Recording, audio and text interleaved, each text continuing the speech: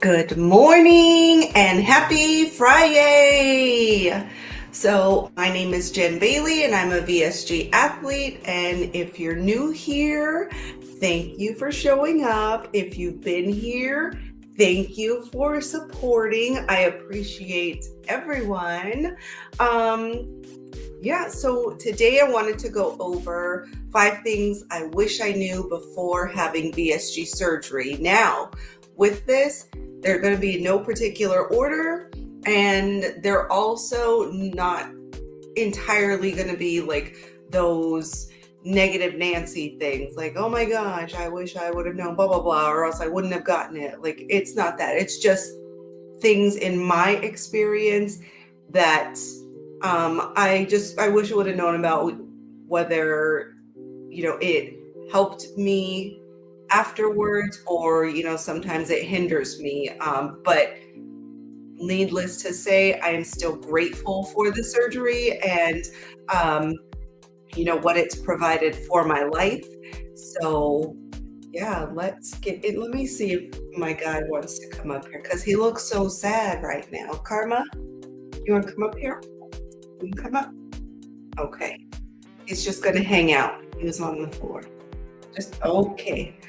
As long as he doesn't touch my mouse, we're good. All right. So, let's get into it. We've got the good, the bad, the ugly. Again, not so much negative Nancy, none of that. But we're gonna press on. Let's see what's going on here. Mr. Anthony Bailey, running for my best life. Yay for Karma Boy. Yep, exactly. This is my baby. Baby dog. He's about 80 pounds. He's gigantic, and I love him dearly. He definitely helps me. He helped me right after surgery. He stuck with me the whole time, and that was really, really cool. So, like, Karma knows. But let's get into it. So again, no particular order, but number 1 on this list is body dysmorphia, and I hope I spelled it right. I didn't even spell check. I was tired just putting these things in. So body dysmorphia is real. Yes, I kind of knew about it, but it wasn't really spoken about in the classes. We have to take all of these kind of like workshops prior to surgery, and I was already in therapy, so maybe they just kind of like glossed over it. But it is something that is very real, and it doesn't stick around. It's not an everyday thing, but when it hits, man, it'll come in hot. I've definitely dealt with that a few times post-surgery, and I'm really grateful to have the people around me kind of help get me centered again and go, this is what you look like. This is who you are. Like, it's not what your brain is telling you. But in those moments, it doesn't feel that way. You feel, and like, you look in the mirror and you see something entirely different. It's amazing what our brains can do to trick us. But it's definitely there, and it'll pop in and out throughout the process. Just, find someone that can help you, or, go on YouTube or listen to a podcast or something that can kind of help you take your mind off of that and understand that you're not what you see. You're not, how you feel in that particular moment.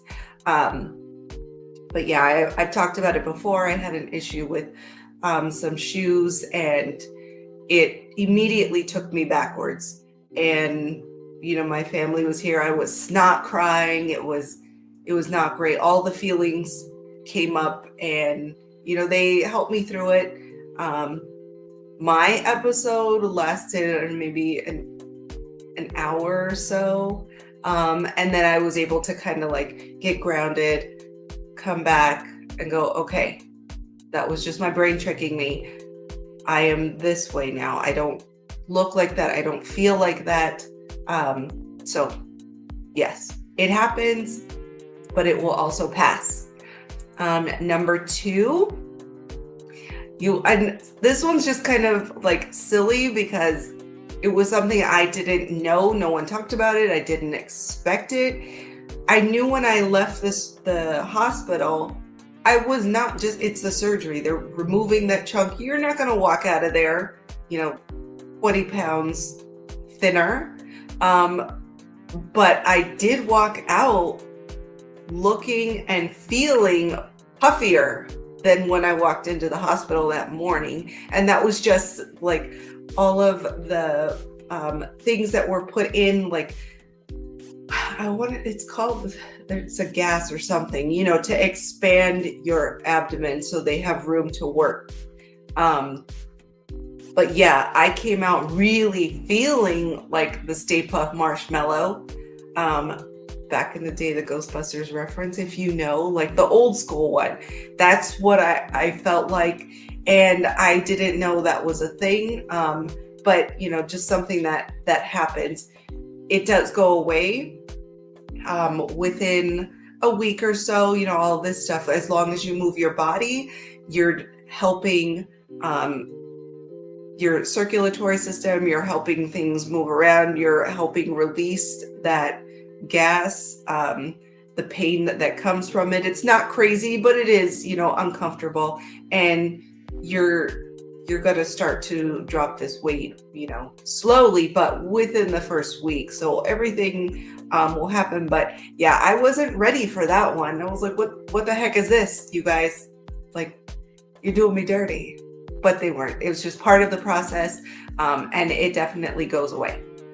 So number 3, this one, it's not like negative Nancy, but it's something I want people to be aware of, at least in my situation. Or if you're going in heavy, yes, we're going to have this loose skin. Mindful of that. Knew it was going to happen.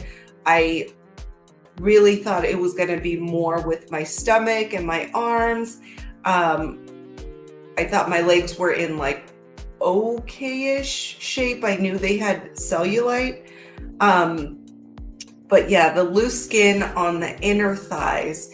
I do have a video on loose skin, and you can go in and see that one. I show my inner thigh, like I wear shorts in there. But yeah, it looks like an elephant's knee, like this skin that used to be like tight just because I was so heavy ends up being very wrinkled, very like saggy, very kind of like put on top of itself. It's weird, but it wasn't really talked about beforehand. And, it wasn't, I wish it was, but it definitely doesn't make me think like, oh, I wish I wouldn't have got the surgery from it. It's just part of it. It happens. But if you check out the loose skin video, you can see whatever's going on underneath these clothes. I came really close to, like having to put a bar or whatever. But yeah, I want to show you guys the reality, like my reality of what it can be like. The thumbnail for this picture shows pretty close to being my heaviest. And, I'm in like the leggings, so things are held in place, but that video shows when they are just flapping about. It's part of it. It happens. It's nothing a little compression leggings or compression shorts if you choose so. I'm not a fan of shorts, at least outside of the house. But, these things can get fixed if you choose to have the surgery to fix the loose skin later on. It's very, that thing can happen. I'm like, it's being worked on my own, but I don't foresee the surgery for myself for a few years. So, your girl be broke, and I'm going to try and do as much as I can. So when I go in, it's literally just the loose skin over my healthy muscles. All right, number 4. So again, no particular order, but they do talk to us about dehydration. However, I don't think that they pushed it enough that it's really a daily thing. And especially if you're super active, it's all day, every day, we're really, it's like, for lack of better words and just for silly sake, it's like fighting for our lives. Dehydration can make us feel really, really like awful at its worst. But it happens.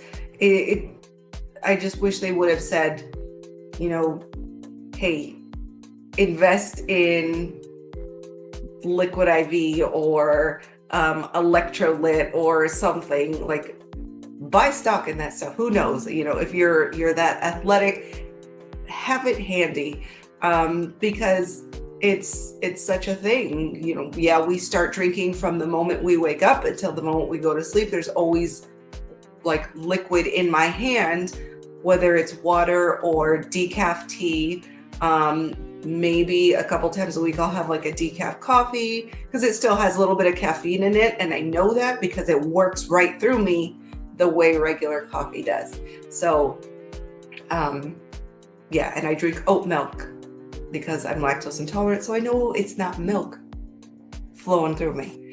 But yeah, dehydration happens, and it can happen really, really fast. So, stay hydrated, monitor what your urine looks like. I feel like I'm a pro at that now. Like, boom, like very light, almost clear. That works for me. But as the day progresses, if it starts to get a little darker, I'm like, oh no, I got to be more mindful, whether I'm at work or I'm putting in the miles.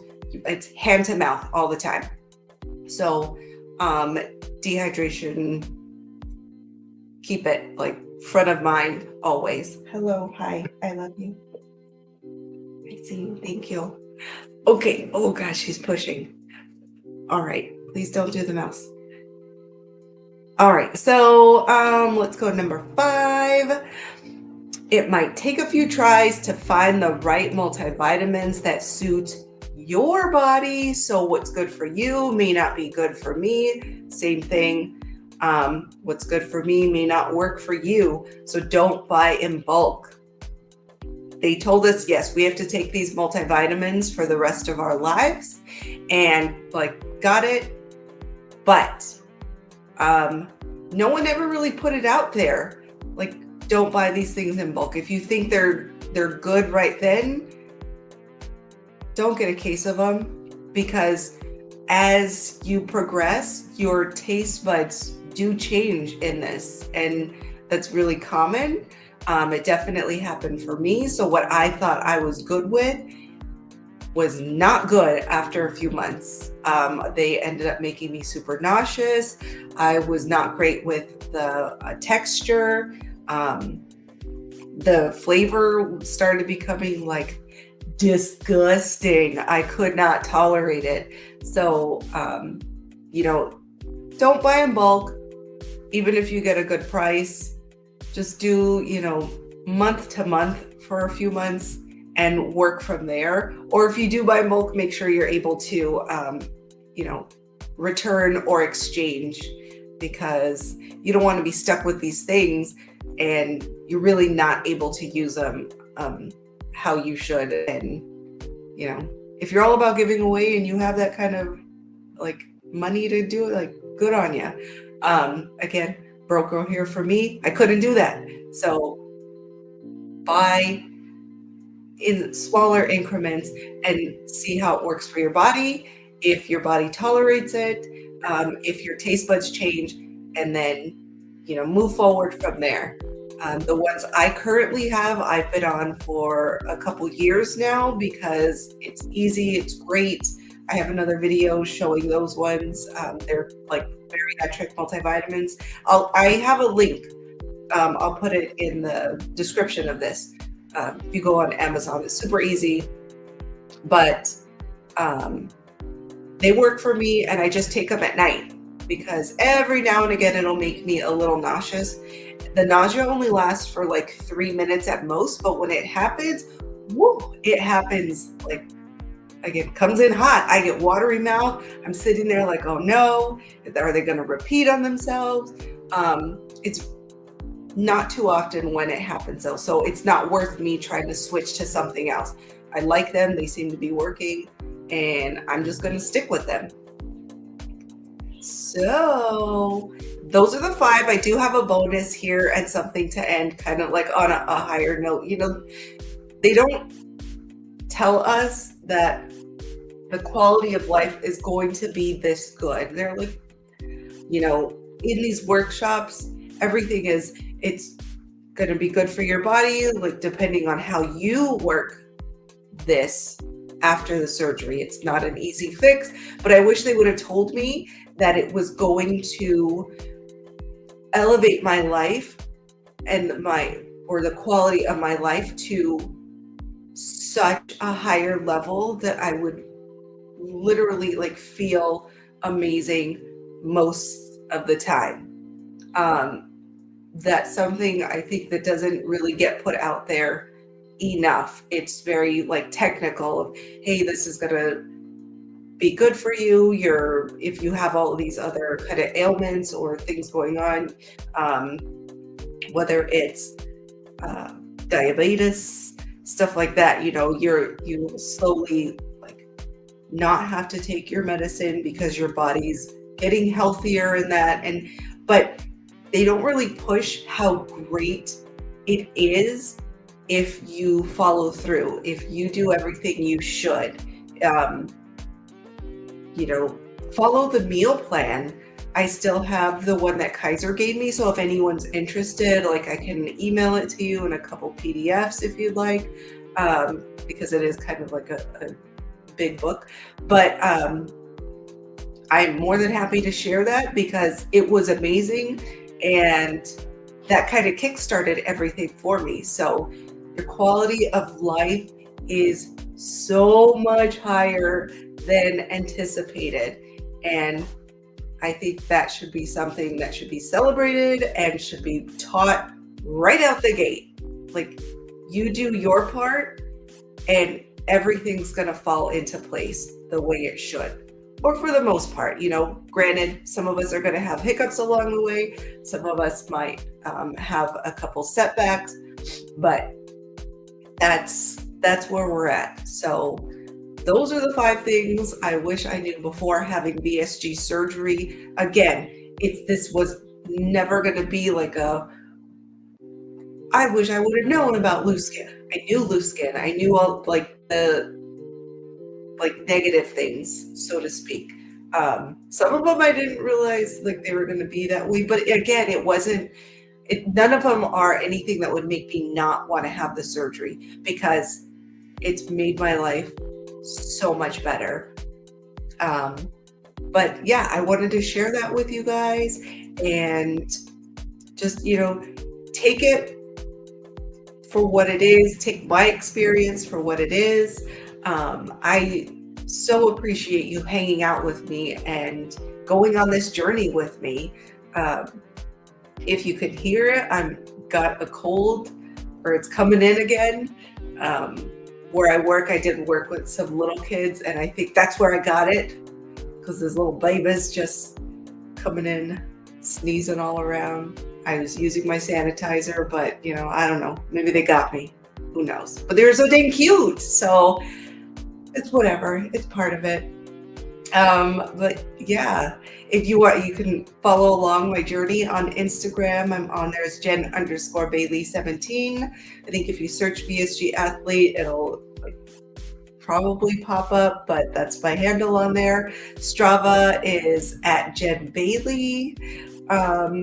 You can see, I'm getting back into the groove of things, starting to run again. I'm not training for a marathon right now, but I'm going to start recycling my old training plan just to get back in the game, because I noticed after the marathon, when I just kind of took time off, things like I got sick directly after and things settled down, I wasn't doing as much. And Yeah, when I'm not active, even though I'm still eating like the way I should be for the most part, I could feel like my pants getting a little tighter, and I was like, oh, we don't want that. This is not, I'm not going backwards. So um, the activity helps, but for me, it helps like everything. It helps my brain, it helps my body, it helps my emotions. Um, and I'm here like doing my best just like anybody else. Again, transparency, I have depression, so in these times where I'm not as active, it's going to try and creep its way in.